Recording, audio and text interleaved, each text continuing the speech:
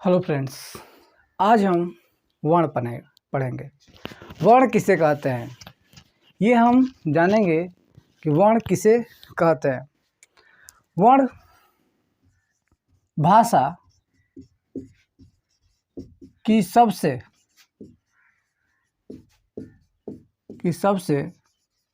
छोटी इकाई, भाषा की सबसे छोटी इकाई को वर्ण या ध्वनि कहते हैं। इसका डिफिनेशन हम ऐसे भी देते हैं, भाषा की वह छोटी इकाई जिसके और भी छोटे टुकड़े नहीं किए जा सकते हैं, उसे हम वर्ण या ध्वनि कहते हैं। भाषा की वह छोटी इकाई जिसे और भी छोटे टुकड़े नहीं किए जा सकते हैं, उसे हम वर्ण या ध्वनि कहते हैं। यह हो गया हमारा वर्ण का डिफिनीशन। अब हम समझते हैं कि वर्ण की पहचान हम कैसे करें। ठीक है,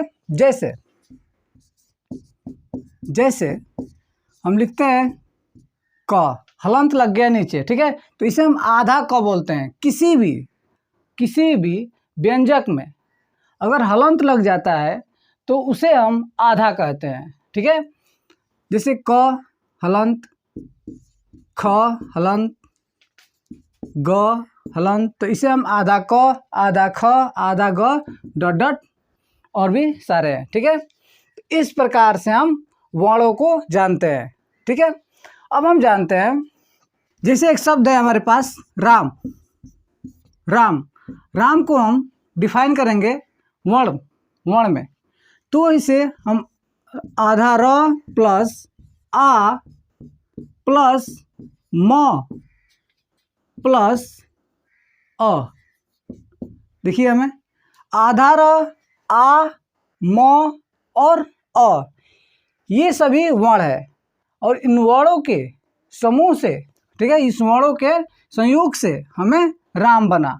तो इसमें हम कह सकते हैं कि वर्णों की संख्या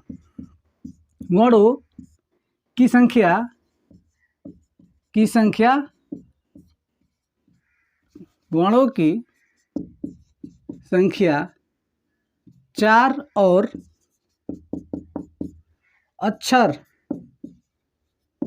अक्षरों की संख्या 2 है। आप लोग देख सकते हैं, इसमें र है और म है, ये अक्षर है, और इसमें वर्ण 1 2 3 4 र, आ, म और अ, इसमें ये सारे 4 वर्ण है। उदाहरण शहर में आधा तलाबी स प्लस अ प्लस ह प्लस र, सॉरी अ रहेगा, अ प्लस र प्लस अ।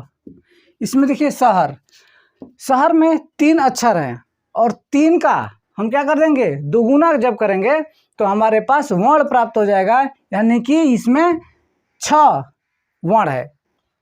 3 अक्षर और 6 वर्ण है। शहर शब्द में हमें 3 अक्षर पाए जाते हैं और 6 स्वर वर्ण पाए जाते हैं।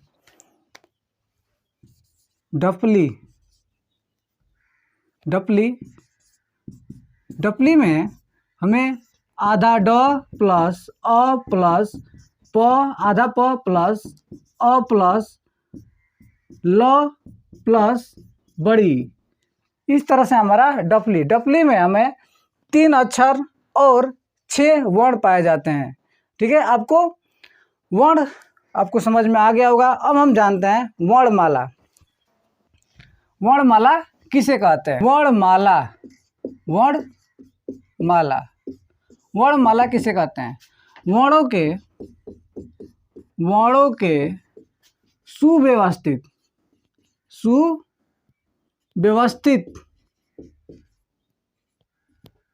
संग्रह को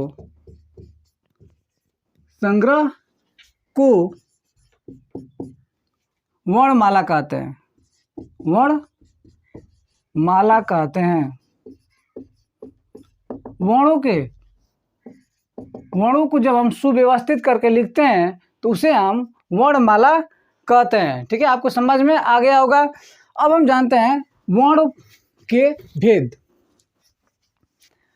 वर्ण कितने प्रकार के होते हैं हम जानते हैं। मुख्यतः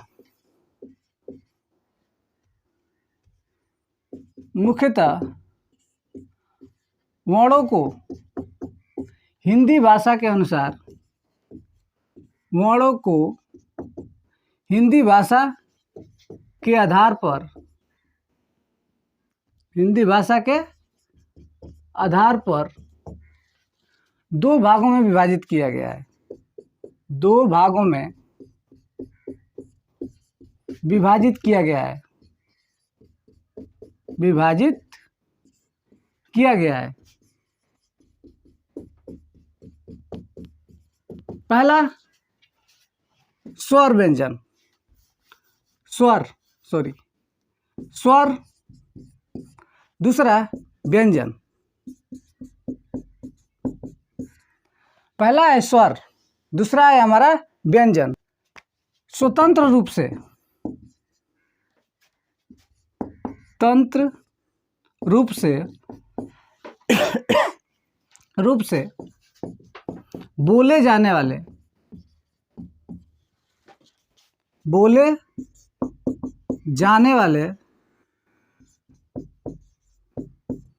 बोले जाने वाले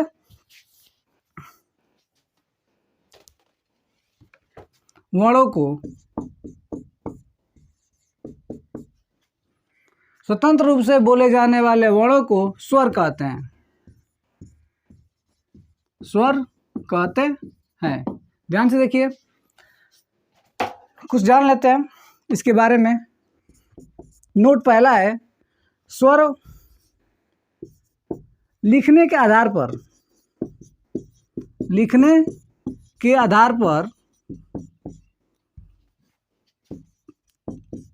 के आधार पर स्वर 13 होते हैं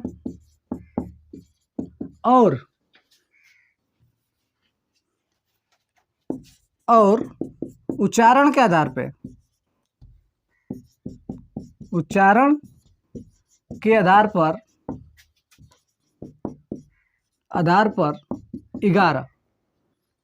11 होते हैं। और कौन कौन से हैं आप देखिए। अ, आ, ई, उ, री, ए, ऐ, ओ, औ, अंग, अ। देखिए, इन दोनों को, अंग और अ को लिखने के आधार पे नहीं लिया जाता है। उन दोनों को छोड़कर, ठीक, उन दोनों को छोड़कर लिखने के उच्चारण के आधार पर अंग और अ को नहीं लिया जाता है। और उन दोनों को छोड़कर उच्चारण के आधार पर 11 होते हैं। री, ए, ऐ, ओ, औ तक। ठीक है, आ से लेकर के ओ तक, यहाँ पे है औ, ऐसे लगेगा औ तक हमारे उच्चारण के आधार पे स्वर होते हैं 11। हमने ये बोला कि स्वतंत्र रूप से बोले जाने वाले वर्णों को हम स्वर कहते हैं।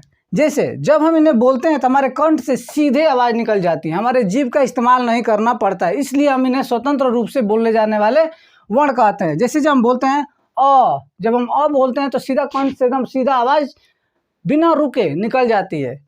आ जब हम बोलते हैं बिल्कुल निकल जाता है।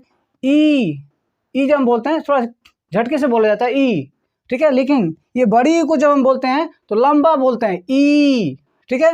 और यहाँ पे ऊ है, ठीक है। छोटा ऊ को हम ऊ बोलते हैं और बड़ा ऊ को ऊ बोलते हैं, ठीक है। और री को री बोलते हैं। ए, ऐ, ओ, औ, अंग, अ, ठीक है।